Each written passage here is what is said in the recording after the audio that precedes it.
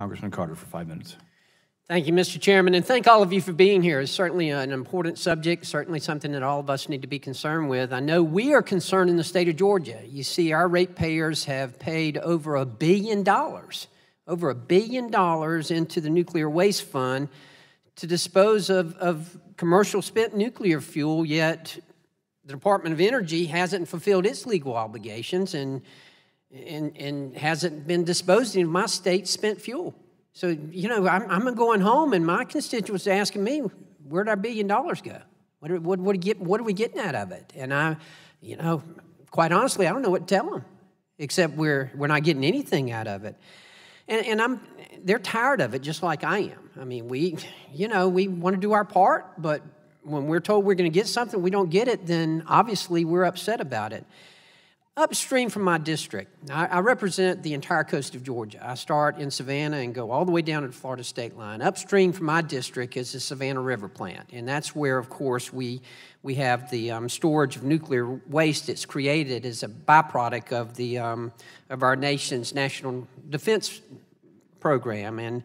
And under the provisions of the Nuclear Waste Policy Act, the American taxpayers have specifically paid for a portion of the Yucca Mountain project to dispose of this Department of Energy waste.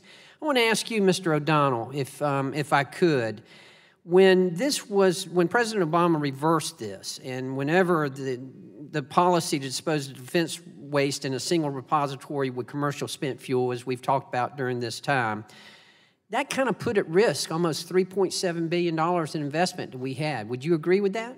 I would agree with that, and I would say that that investment from the Department of Energy helps mitigate the exposure and the burden needed to be carried by the electricity consumers in this country. And so it's a positive contribution to the infrastructure, and putting that at risk increases, in my opinion, the liability and exposure of the electricity ratepayers in the country going forward, and NARUC's very concerned about that. And I'm assuming, and I think correctly so, that all of you have read the proposed draft, and that you're familiar with Section 205. So Section 205, which tells us that we will be able to do that, or at least the Department of Energy will not have to separate the two. What kind of ramifications, Mr. O'Donnell, do you think that'll have? I mean, well, one thing it will do is it'll make clear that it's the policy of the United States through the Congress that combining these facilities going forward is a possibility, and that it's restated in the law, which is to be disregarded at all of our peril.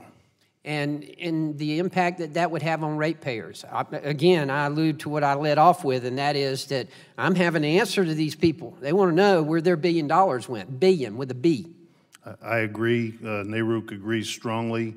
We know the Georgia legislature recently passed resolutions in this regard, and that's very important. And NARUC is in strong agreement with you, Congressman, that we need to move forward, and we need to realize the benefits that the ratepayers have already paid for in my state, in your state, in all of our states. Good. Mr. Nesmith, real quickly, he just mentioned a resolution that the Georgia State Senate passed just last month dealing with this.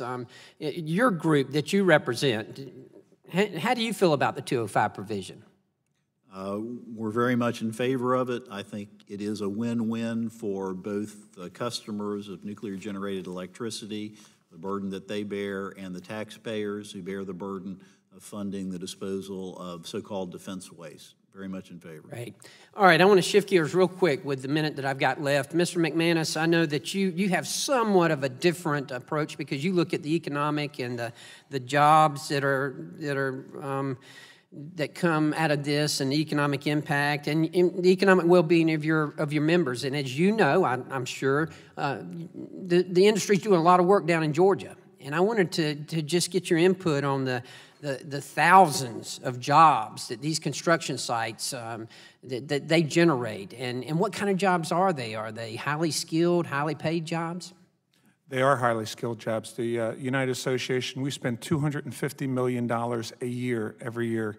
So in 4 years, that's $1 billion in training, all privately funded from our own union, to have the technology of the changing technology of going forward. That's just not only apprenticeship training, that's continuing journeyman training of the new technologies coming. So we are highly skilled. These are good middle class middle-of-the-road paying jobs that people can sustain a family, sustain a lifestyle in a good state of Georgia. And Georgia's a fantastic state for us concerning nuclear power.